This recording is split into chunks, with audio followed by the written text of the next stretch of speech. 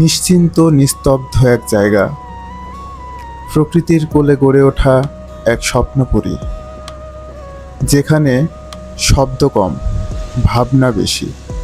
এটাই নুহাশপল্লী, হুমায়ূন আহমেদের নিঃশ্বাস ফেলার জায়গা।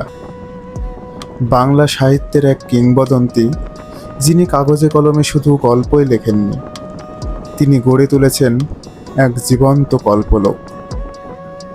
গাছ, পাখি, বৃষ্টি আর নিস্তব্ধতা, সব কিছু মিলিয়ে এখানে যেন তিনি এখনও আছেন, আমাদের মাঝেই। চলুন আমরা একবার দেখে আসি হুমায়ূন আহমেদের সেই প্রিয় নুহাশপল্লী, যেখানে তিনি ছিলেন, আছেন, থাকবেন চিরকাল।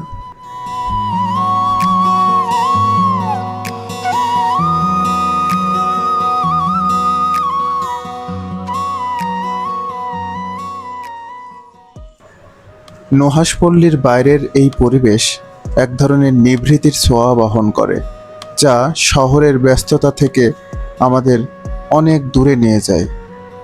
আর এই প্রকৃতির স্পর্শে মনের সকল ক্লান্তি দূর হয়ে যায়। দেখতে দেখতেই একেবারে নুহাশপল্লীর প্রবেশদ্বারের সামনে চলে এলাম।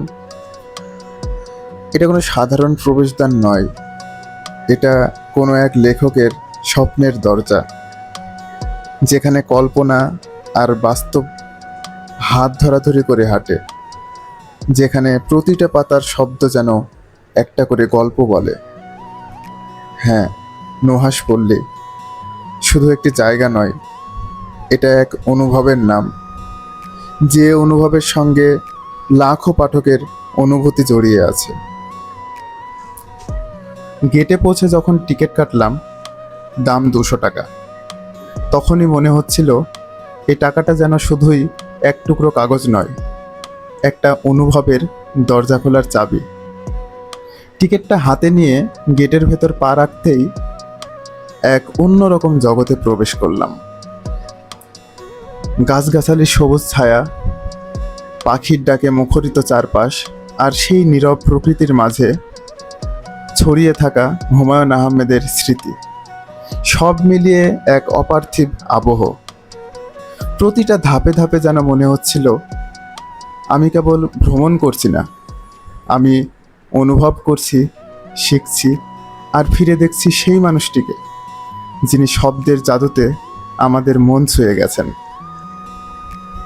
সকালটা শুরু হয়েছিল একরাশ কৌতূহল আর উত্তেজনা নিয়ে। বহুদিন ধরেই ভাবছিলাম নুহাশপল্লীতে একবার যেতেই হবে। অবশেষে আজ সেই স্বপ্নটা পূরণ হলো। 200 টাকার বিনিময়ে আমি পেয়েছি এক অনন্য অভিজ্ঞতা, যেটার মূল্য কোনো টাকায় মাপা যায় না।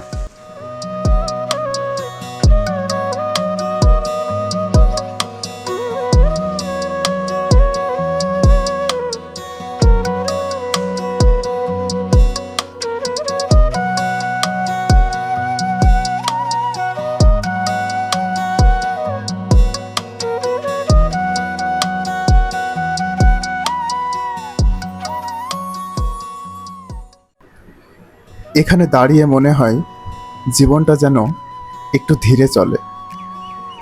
এখানে এসে বোঝা যায় প্রকৃতি শুধু দেখার জন্যে নয়, অনুভব করার জন্যে।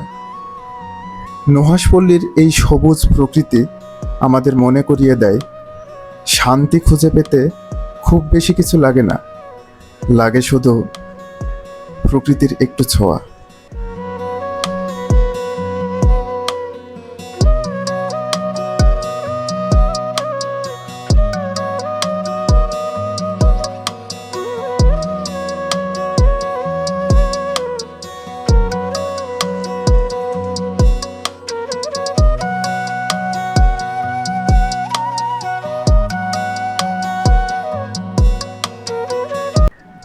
হুমায়ূন আহমেদ জীবনের শেষ পর্যায়ে নুহাশপল্লীকেই নিজের সৃজনশীল কাজের কেন্দ্রবিন্দু করে তুলেছিলেন। তিনি প্রায় 80-90টির মতো নাটক ও সিনেমার শুটিং করেছেন এই স্থানে।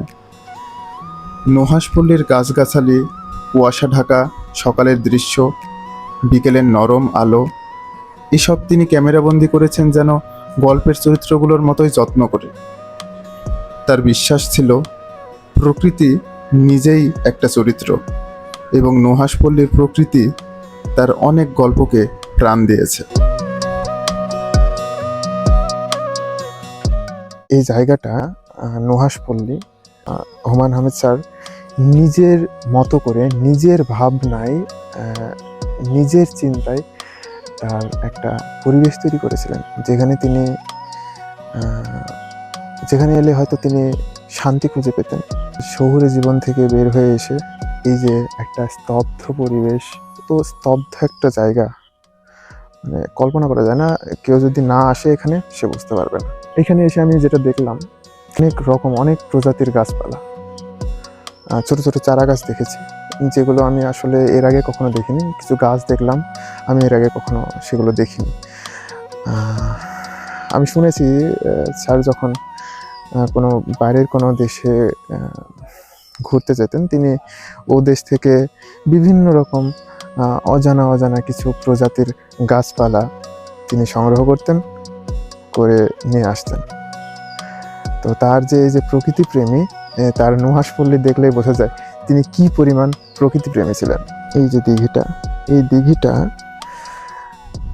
অনেক অনেক অনেক অনেক শুটিংয়ে ব্যবহার করা হয়েছে। আপনারা যারা নাটক দেখেছেন, হুমায়ূন আহমেদ স্যারের নাটক যারা দেখেছেন, আপনারা অবশ্যই আন্দাজ করতে পারছেন তার যে কি পরিমাণ সেন্স অফ হিউমার ছিল, সেটা কিন্তু বলার বাইরে। তিনি প্রত্যেকটা জায়গা এত সুন্দরভাবে, একটা সাধারণ জায়গাকে তিনি যেভাবে ফুটিয়ে তুলতেন, মানে এক্সট্রা অর্ডিনারি। তার সেন্স অফ হিউমার অন্য লেভেলের একেবারে। অনেকটা সময় নিয়ে পুরোটা ঘুরে দেখলাম, ছুঁয়ে দেখলাম কথা সাহিত্যিক হুমায়ূন আহমেদের নুহাশপল্লী। নুহাশপল্লী শুধু একটা জায়গা না, এটা এক মানুষের কল্পনার বীজ থেকে জন্ম নেয়া এক বিশাল ছায়াবৃক্ষ। নুহাশপল্লীতে আসা মানে শুধু ঘুরে দেখা নয়, একজন মানুষকে অনুভব করা যিনি জীবনকে ভালোবাসতেন গল্পের মতো করে। বিদায় হুমায়ূন আহমেদ, আপনি নেই, তবু আপনি আছেন এই পল্লীর প্রতিটি নিঃশ্বাসে।